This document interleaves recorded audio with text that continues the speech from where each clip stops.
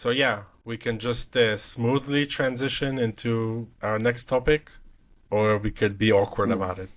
Probably we're choosing the latter. Let's just be awkward for just a couple more seconds. We're All right. good at that. We're good All at right. yeah, Yeah, we're good at being it's more awkward. It's okay. authentic that Even way. even if we're awkward, we can own it. It's like Hmm. it's okay. Hmm. Yeah. Um.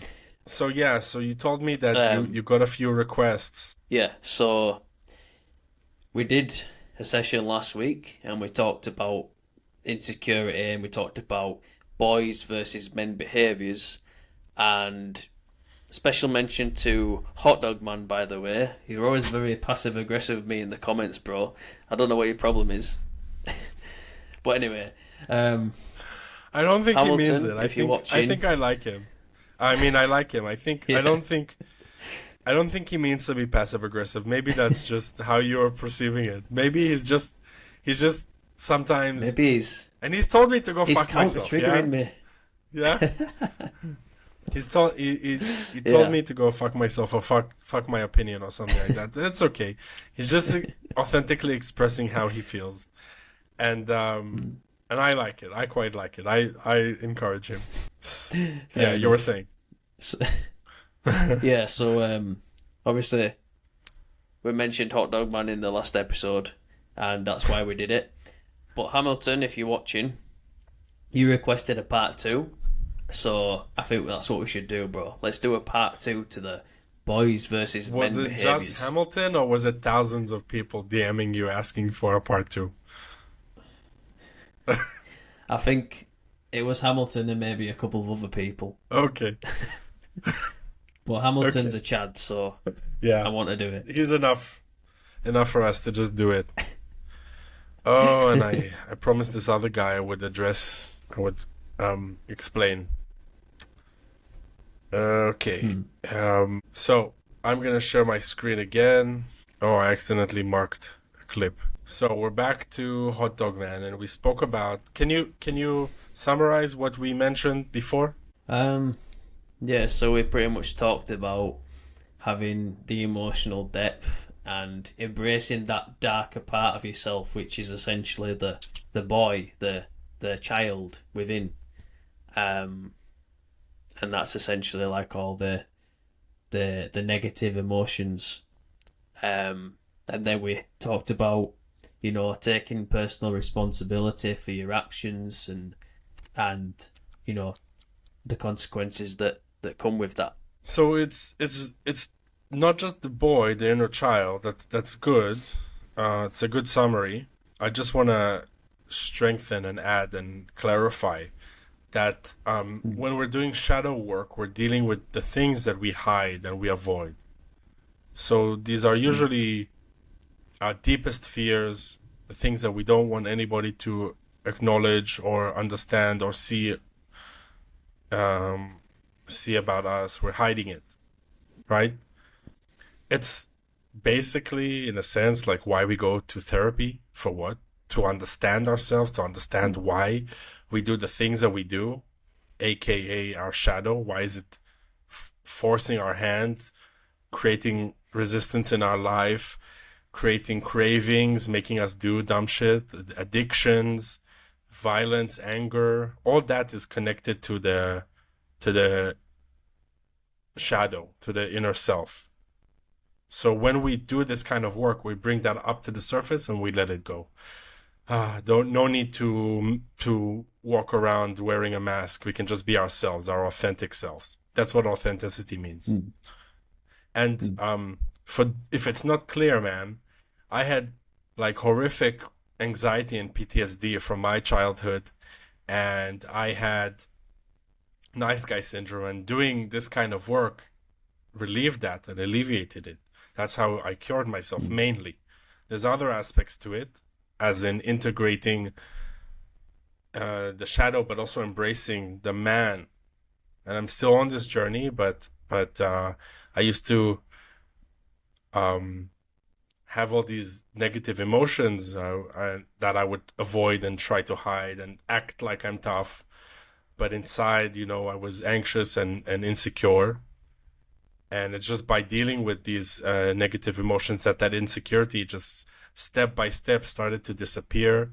And I got so much more benefits, including the ability to just be authentic, to just say fuck you to people who don't like me, who don't jive with what I have to offer, and just be happy and appreciate myself. Make sense? Yeah, man. Makes a lot of sense. Yeah. Okay.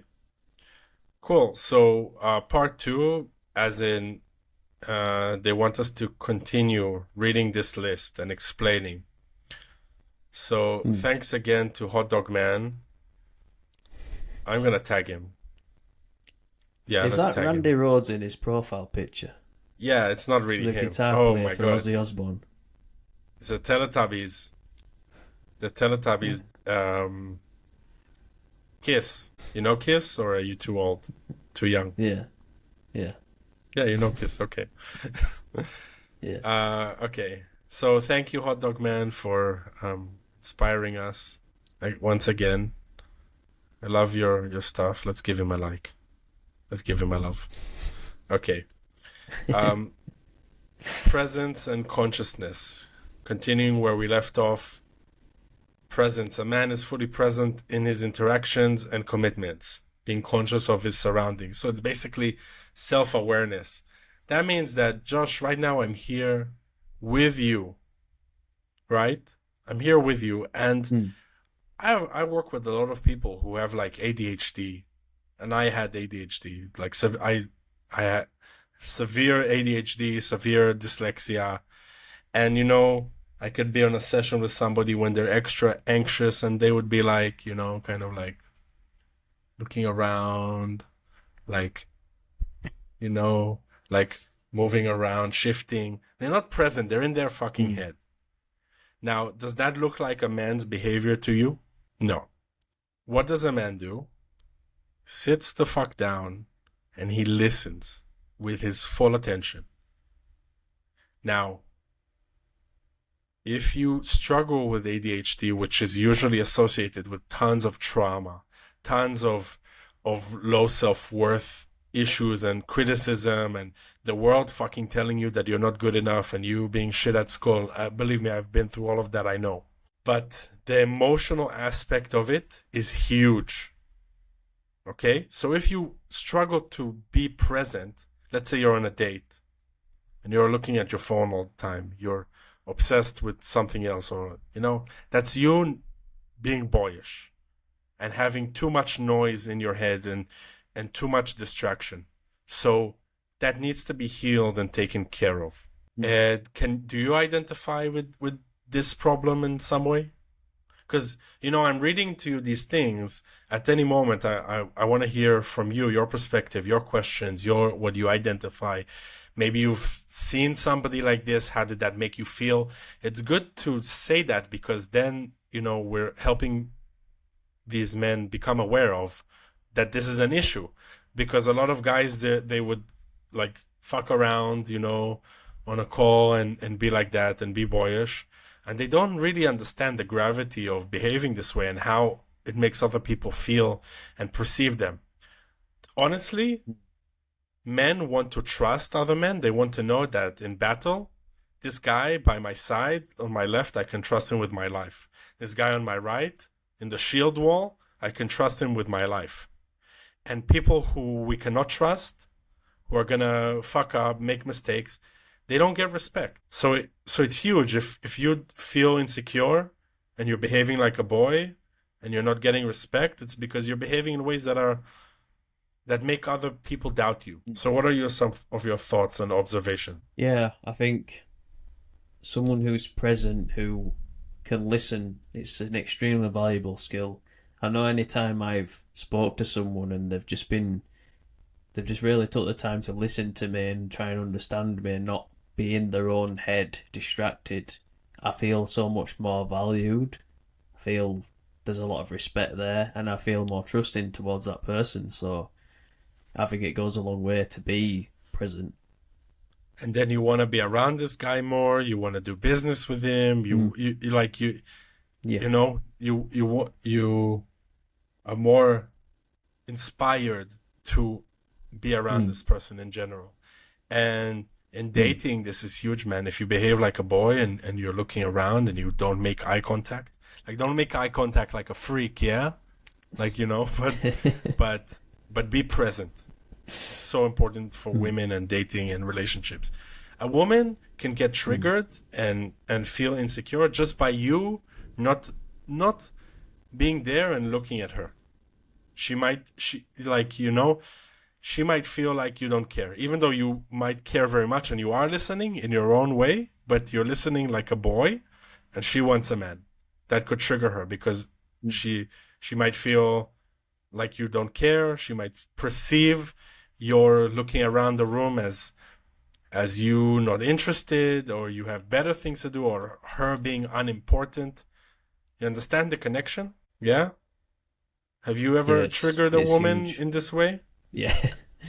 But I've also been on the other side and seen how it is when you actually listen and actually take the time to understand and not be reactive, not get triggered yourself in a calm and present way. And it goes a long way. It really does. Yeah. I think you should increase your volume a little bit more or get the mic closer. Not sure what happened. How's that? That better? Yeah, I think it's better. Okay. Yeah. So, connection with the masculine. Man has a strong connection with other men, masculine energy. Okay. This is huge. Boys avoid masculine men. So, when men, they challenge each other. That's sometimes how they bond. They give each other, they break balls. They make fun of each other. It can be toxic, but it's also a way to build character and to just hang out and have some laughs. And boys avoid this. And sometimes if I post in our group and it's perceived like as a challenge, boy, do I fucking get shit from hundreds of people, death threats, DMs. Yeah. Just because men, if you had a toxic father, or you can let me know, bro. Am I like going too deep on this? Because I'm going into deep psychological issues. So I'm talking about like if you grew up with like an abusive father or brother, then you might fear men for the rest of your life and avoid men and try to not be around them. Yeah, it makes a lot of sense. I mean, if you've been conditioned with a lot of fear in regards to men, it's only natural that you're going to avoid them and not want to connect on that level. Yeah. So basically boys, they avoid responsibility and they don't like being challenged, which usually is somebody asking you to become responsible and take and improve something. Maybe you actually did a mistake. Maybe you fucked up and you don't want to own it. That's a boy behavior. You just see it as maybe controlling, which it can be. But a smart man can make a distinction between you honestly fucking up and somebody just giving you shit because they're in competition with you over ego and they're trying to battle, which a lot of low conscious guys are. They're battling each other constantly for domination, for feeling empowered. So yeah. Let's try to get through the rest of them quickly. Yep. So we don't have to do a part 3, so everyone's happy. Power and direction. A man lives with a clear sense of purpose and man, I could talk about this for hours because most people today are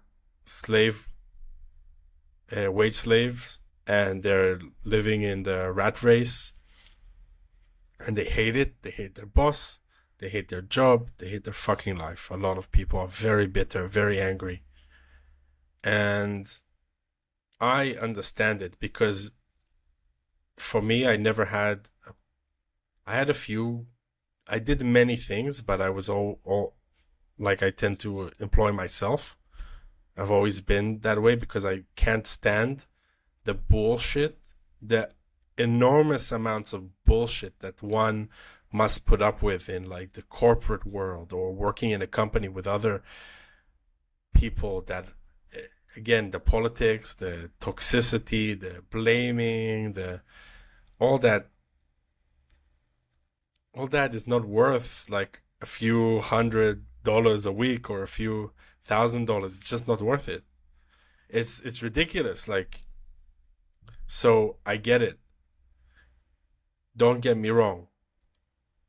Sometimes you have to do what you have to do, often, especially to survive, especially if you have a family, you need to provide for them. And I'm not saying to people that they should just drop everything and go be a hippie, live in the woods, walking barefoot and, you know, making love freely, too freely. What I am saying is that as a man, you have to go through this process and you have to learn. Everybody that's ever been great, ever, they've gone through this process, discovering more and more themselves.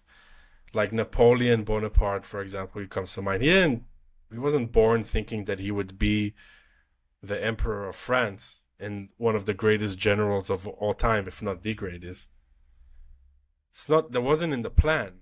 That was a purpose that he created step by step, by mistake, just by living life to the fullest, taking action, trying many things, following what he likes, what he's good at. And then there's people who are artificially like trying to go the corporate route, okay? And artificially working their fucking ass off. Like 60 hours a week, 80, 100, I don't know, like these insane work weeks. And forget the fact that these guys have like by far way more cancer, body issues, physical issues, stress, high blood pressure, and all the health issues. And I work with them, so a lot of them, they can't even get their dick up, bro, because they're so fucking stressed. They have the erectile dysfunction, or they come really fast. Now, there's a link here between how you feel about yourself, what you do in your life, and your body kind of like communicating with you through illnesses and stress. I know it's hard to make the connections for a lot of people because, you know, most of us think of ourselves as like kind of a machine where, you know, I kind of like have a physical issue with my sex life. Let's just say, let's be adults for a moment and talk about that. And then you go to a dick doctor, and he tells you you have this or that or whatever. And the feelings and your life and your emotions are totally disregarded most of the time. But we know that stress creates inflammation in the body and kind of gets you to cramp, and I can't exactly explain every illness in the body, but we just know, without even having to be told or without it having to be proven by doctors. We know that working too much and really not enjoying your life will make you sick. What are your thoughts on this? Because a lot of people are going to tell me that I'm full of shit, that I'm talking out of my ass here. Where's the proof? Where's my PhD? Where's the scientific where's the scientific study, which they exist actually. They're not mine, but they exist for sure. I could Google one now. Forget about the fact that they exist. A lot of them, you know, people just tend to resist. We're going a little bit off topic right now, but what do you think about this? I think it's 100% true, because up until recently I was working in a full-time job which I hated. It was draining my energy, it was making me feel trapped, and I felt so constricted And ever since going down to a part-time hours so I could focus on the group, everything has just improved immensely. My drive is up, my motivation, I'm more disciplined, I'm more productive, I feel like my relationships are better. Everything is just so much more full of life and energy because I feel so much better because I'm now following this sense of purpose in my life. That's the proof right there, bro. I Let, am let the me ask you. source. Let me ask you this. Okay, so that's your perspective and Mm. your point of view. But in your job, there are people who have been there for years and years and years, right? Mm. Or have been doing similar jobs for years. Tell us a little bit about how do they look like? How do they behave? How is their body functioning? What is just the common thing that you can see in these people? Seem to be very stressed and get easily worked up. Not in the best shape mentally, physically. Don't really have much, or seems to not have much purpose in their life, much going on. A lot of the habits consist of, a lot of poor diet. Main hobby is just going out, drinking, things like that. And they don't seem really happy or at any kind of peace within themselves. That's what I'm seeing. Okay. That's what happens when you live a purposeless life. You try to compensate with whatever you can get. If it's cookies, if it's fucking heroin, doesn't matter. Mm. And that destroys your body, destroys your motivation, destroys your drive. While purposeful people, they just do better. They feel better. Mm. Let's leave it at that and move on to the next one. Sharing my screen. Okay. Emotional responsibility. It's things like man takes responsibility for his emotional state, working to understand and improve himself continuously. And a boy blames others for his emotional circumstances, avoiding personal growth. So it's like you hurt me, Josh. Okay? You hurt my feelings. You didn't invite me to your birthday party. Okay? And then I'm upset at you and I'm like, oh, Josh, this should have invited me. He had party hats and ice cream and a cake. And I should have been invited. It's not fair. And I was so nice to him. I was so good. It's not fair. Everybody got ice cream and got together and watched what was it? Happy Gilmore. It was just in a funny movie and and I missed out, And it's really not fair. So how do I sound like? I sound like a fucking boy, right? While there's always a different side to this. While I'm attached to my emotional pain and my victimhood, I'm not thinking about what actually I've done. And if we ask Josh would say something like, Simon's so fucking annoying to be around. He's always talking about Happy Gilmore and he always eats all the cake and all, and doesn't leave ice cream for anybody else. And he's just a fucking pain in the ass. Nobody enjoys. Everybody's suffering when he's around. Right? So boys are so focused on their immediate little circle and their own needs that they totally forget how they make other people feel. Does it mean that you are always wrong? No. But we're talking about like average habits over here. Okay? So when your relationship goes bad, you get hurt by a woman, for example, it's because usually like there's a reason. It's not just she was totally toxic. And even if she had toxic traits or she had issues, you were a boy and you failed to pay attention and you were needy. because you've not dealt with your issues. You live a purposeless life. Like, I'm really giving shit to people here, but you live a purposeless life, and then you're trying to fill the void with any comfort you could get, and you pick a bad woman, and then you blame her for being bad, but she's been damaged and hurt this whole time. It never helps. Like, it's very tempting to blame other people, and we do it naturally, but we don't draw strength from that. We become weaker, and we draw strength from owning more and more things as men. So that's an example of the emotional responsibility. Any thoughts? I think it's very true. People got to take responsibility for the fact that it's not always as simple as, he was so mean to me, he wronged me, or she wronged me, or whatever it is. It's a lack of self-awareness, not thinking about how you've behaved, how you've affected this person for maybe not wanting to associate with you.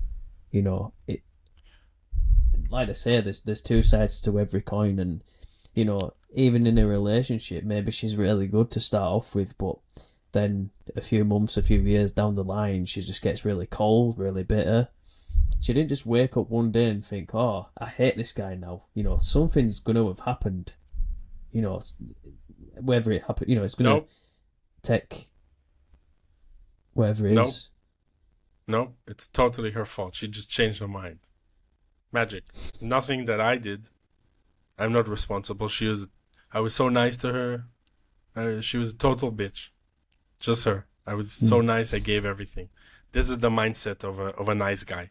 That is a boy, actually, who thinks that he doesn't understand the difference between giving people everything that you have and giving people what they actually need. Those are totally, totally different things, and that's an adult concept. So let's say I had 10 marbles, okay? And I want to be your friend. So I go to you, Josh, here, take 10 marbles, or take 9 marbles. I'm keeping one for myself, okay? Are you happy?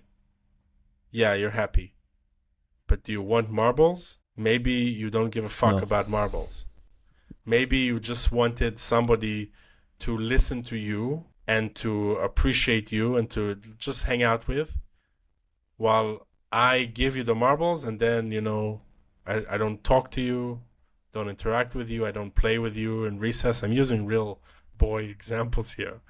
But I don't play with you in recess, right? I go play with another kid. And then, next time, you don't invite me to your birthday party, right?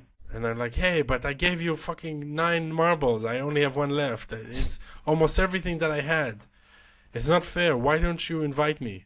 Well, it's because I never bothered asking you what you actually want and what you actually need.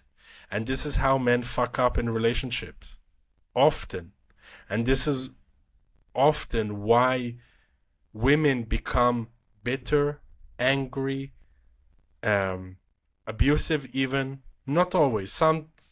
Why do I even have to say that? Obviously some women are really fucked up and emotionally damaged and hurt. Why isn't that obvious? Why do I have to comfort people's soft egos by telling them it's not your fault, baby, you're all right, it was her fault? Yeah, sometimes it's her fault. We're not talking about that. We're talking about times when both you fucked up, you and your partner, and unfortunately we're men, and men take responsibility. If you're gonna wait and expect women to take responsibility, I'm gonna get canceled for this, but I don't give a fuck. You're gonna wait till the dawn of time, till the end of the world. You're gonna keep on waiting. You're not gonna find a woman that's really, really going to be good at owning up and really honestly taking responsibility, because that's not what the feminine does. It's not what they're supposed to do, which is opening a whole can of worms here, bro. But it's true. It's true because why is it true? women have certain traits, men have certain traits. Taking responsibility, owning it, being the leader, that's the masculine. And I know that this is so complicated and could be really painful, but you do want a woman that can take responsibility, but I don't know, like, I guess my advice is just don't count on it. You know, if she takes responsibility for issues and problems, that's an extra. Do your best, set boundaries, lead. If you're not happy about something, speak openly about it, set rules, boundaries, and that's it. Don't expect them to come and own up to it and acknowledge it and apologize and you know, if a woman does something to you that's like irreparable, move on, bro. To that woman is probably no good for you. Move on to somebody that you trust and you enjoy and that makes you happy. If you stay with her, that's on you. That's my point. That's my point. Yeah, man. I agree completely. I think we're probably going to have to do a part 3 because I've got to get going. Spoke too much again. I know, but it's the passion, bro. You're very passionate. It's good. So, if you guys watching right now would like us to do a part 3, let us know, and we will get a part 3 made. Thank you to Hot Dog Man for inspiring this video again. I want him to be with us on the call. Can we arrange that? That would be amazing. Okay, no Hot Dog Man, no part 3. No Hot Dog Man, no part 3. I demand this.